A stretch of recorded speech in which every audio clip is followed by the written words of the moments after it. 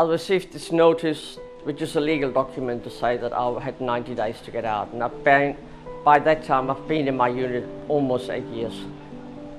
A fear greater than anything I can ever think of just seized me.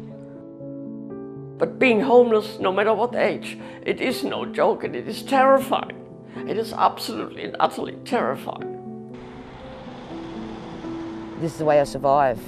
As a black woman, where I come from, wherever I could stand there and say, oh, who I am, therefore I am, but no more. You know, so it's broken me a little bit, but I'm getting there. I'm thinking there might be a bright future, you know, a little cottage with a little picket fence and a little garden and that, but... It's not fun being on the street, and it's not our choice to be. We want to be sheltered, everyone does, and it should be affordable. This is an impossible situation that people are in. They really are stuck between a rock and a hard place.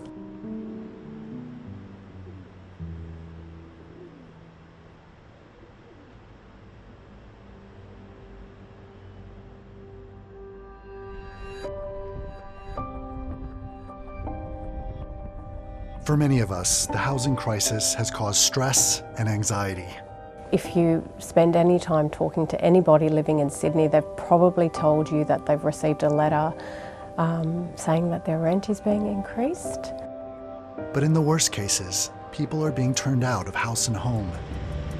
And yet, homelessness is something we as individuals walk by every day and often ignore. One of the real challenges for people is dealing with stigma and dealing with being blamed for their situation, that it's their fault or their choice to become homeless. But people don't choose to become homeless, that's a myth. No one chooses to sleep on the street. And really, for most Australians, they're one or two negative life events away from being vulnerable to that exact situation. It is easier for people to turn away. It is hard to look at, it is hard to watch, and I think people have absolutely no idea how a person got to be in that situation, but I don't think they give too much thought to it either. Homelessness is on the rise in Australia. According to the most recent census, the number of people without a home increased by more than 5% over 5 years.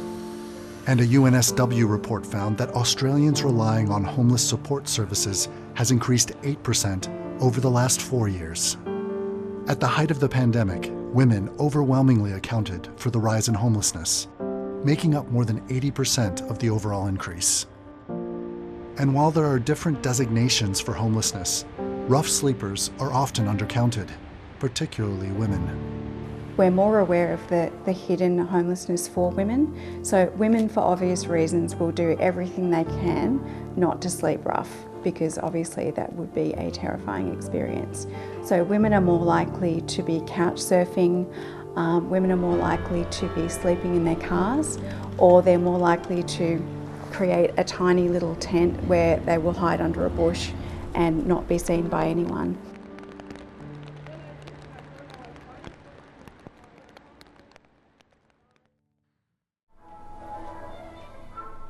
Irma Trunka has been in her new place less than 2 weeks. At 73, she was homeless for 6 months, until the Women's Housing Company found her a flat. I know nobody can throw me out of here, basically, but I couldn't afford this place on my own, and that's what I don't understand. I can no longer afford to live in this town. She lost her home in Newtown after receiving a no-grounds eviction notice. With rents soaring everywhere, she couldn't find another place on the market. I went to Wayside, where I've been a contributor for the past 20 years, and that was the hardest thing I ever did. Is I don't know what to do. I'm being made homeless in 3 days' time. Help me.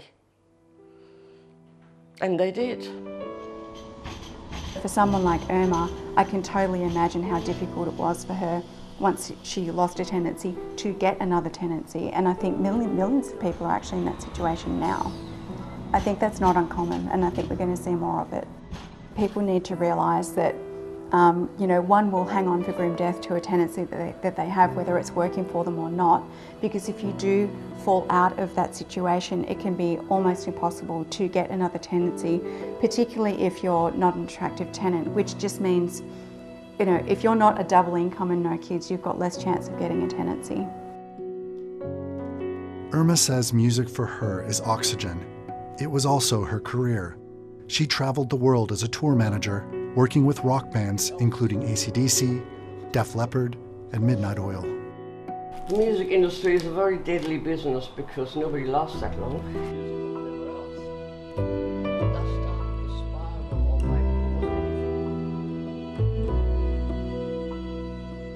And when that career ended, she became an Australian citizen and earned a master's degree at Sydney University.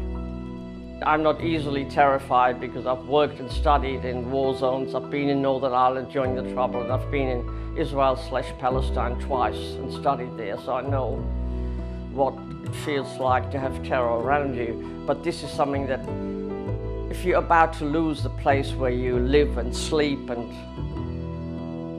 you're meant to get out, it just means you're meant to get out. Where to? I really had no options. I was in a shelter for a while and I was just getting used to it when a violent situation forced me out of there, and I started wandering again. It was like 3 days here, 2 days there. And whenever I tried to look for places to live, like permanent flats or whatever, in the private rental market, there's nothing there that I could afford. While women have borne the brunt of the rise in homelessness in Australia, First Nations communities are by far the most affected. Indigenous people in Australia are 15 times more likely to experience homelessness than non-Aboriginal people, according to Ahuri research. For Kellyanne Luke, sleeping rough is a last resort. We've been here pretty much nearly 8 weeks up here from Wollongong. We've been living on rough on the streets. Kellyanne has social housing in Wollongong. She says living there has become more dangerous than being out on the street. All the people down there are between 23 and 35, and they're all on drugs, and they all want to be home invading you and stealing from you. And because I'm older there and I just moved in, well, I don't want to be like them, don't want to get on the drugs, don't want to do that. I have AVO with a man that wanted to throw acid on me and stab me. Another one that just terrorises me. They all live on the second floor. I live on the top floor, so you got to arm up to get out, you got to arm up to get back in, you got to, it's horrible. Kellyanne says she feels she's discriminated against as an Indigenous woman, put in a housing complex rife with drug abuse and violence. There's no good housing for us, like we're all looked down on, like, yeah, we'll put them in that section, then we'll put the white fellas in that section. Not being racist, I love and hate everyone equally, but come on, give us an uplift too, Kellyanne is waiting on an application to be transferred to housing where she and her partner can feel safe. Wollongong doesn't want to realise what's going on. Housing, they don't want to know. They're telling me no houses. I'm just waiting on people's promises. And I don't trust many people, but the trust I have for the people that have said that they're going to help me, they, as I said, they gave home sunshine lollipops. I go home too. I don't go home. I just gave a concrete pillow and my man and my pets. That's what gets me by. So yeah, hopefully I'll get a house one day.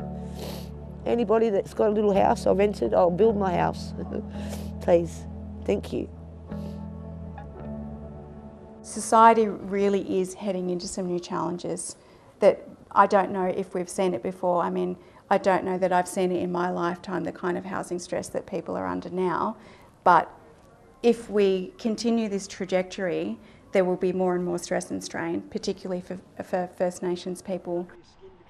Kellyanne's hopes are pitted against a shortage of social housing and a huge backlog of applications.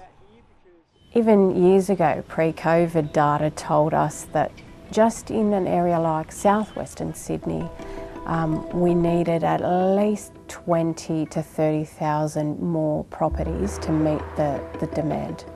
Now the situation is much worse, and all the vulnerable groups are bearing the brunt of that and growing in the proportion of the population that can't access housing. Ahuri projections show demand for social housing across Australia will nearly double by 2037, when more than 500,000 additional dwellings will be needed. the federal government has promised funding for 30,000 new social and affordable dwellings over 5 years, along with an additional $2 billion to be immediately distributed to states and territories. But that falls well short of meeting current unmet demand for social housing at more than 200,000 homes. There are huge amounts of paperwork to apply for housing, so you really need a case manager or a care coordinator to help you do that. You might get an interview at Housing New South Wales with a senior specialist, and while you're at that interview, one of the things that person will tell you straight away, there is no new housing stock. So the only way that they're going to get a property is if somebody walks out of their housing, which sometimes happens, if somebody dies or if somebody goes back to prison. So imagine if that's you, you're sitting there and you're homeless and you think, oh gosh, I have to wait for someone to die or go to prison or walk out of their housing. There's been a significant wait list for people to access social housing. So we have wait lists in different areas of Western Sydney that, 20 years is just the standard. I don't want to knock the system, but the system we have is that infrastructure is absolutely busting at the seams. One of the most alarming trends is that more and more young people are experiencing homelessness. It's really a new wave of youth homelessness that we're seeing, and the negative life outcomes from becoming homeless at a young age. It's your biggest risk factor for being homeless later in life is being homeless when you're young.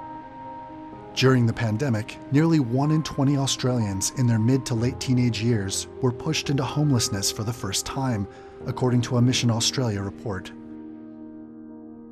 Sam is one of them. I guess it lasted 8 months to 8 to 10 months really, but I've been in and out of stable accommodation since I was 16. So.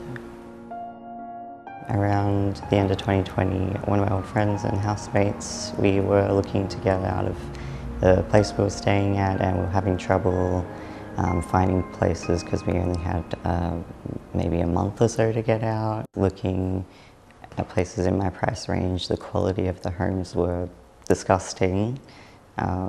They had, things were broken, there was mold in the ceilings and bathrooms, or there was no bathroom at all. Like a 2 metre by 3 metre room, and they wanted $350 to $400 a week. Sam has struggled through periods of housing insecurity for years. Now, 21 years old, Sam has a studio flat made possible through public housing. It's not fun being on the street, and it's not our choice to be. And everything's affected by shelter. From my experience, I couldn't get a job because I didn't have a permanent location, and that also kept me out of more housing. Sam is now enrolled at TAFE, pursuing a career in animation. Even at the lowest moments being unhoused, Sam's 2 dogs were a comfort. You want to do everything for them. They're loving the new place. Yeah, they were in and out of with fosters and friends and stuff while I was in refuges and stuff, so they're finally happy to be with me again. I guess they kept my hope and strength to keep going with it. Homeless people have a resilience about them that the middle class will probably never understand. So if you're walking past a homeless person, or you know of a family who are doing it tough, maybe reach out. What we are seeing, I think, is a growth in empathy for people who are homeless, and understanding of the vulnerability of society broadly, and of individuals within that society, and the need to support those around us. And that's the sort of Australia I want to live in. The coalition of peak agencies, we absolutely recommend an increase in social housing. We need to increase housing supply. Everybody knows about that more houses, more affordable houses need to be built, and that the stigma needs to be removed from social. Or you're doing something for somebody that can't do it for themselves. But ultimately, we need to look after each other better. A bit of kindness wouldn't come amiss.